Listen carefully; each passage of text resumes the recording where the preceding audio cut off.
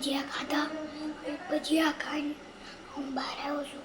હજી ભજીયા ખાઈ જો તમને દેખાડું.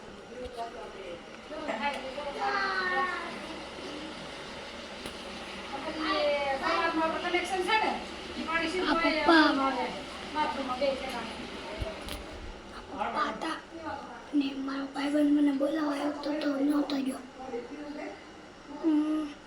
તો હાલો ઘડીક નીચે જાય.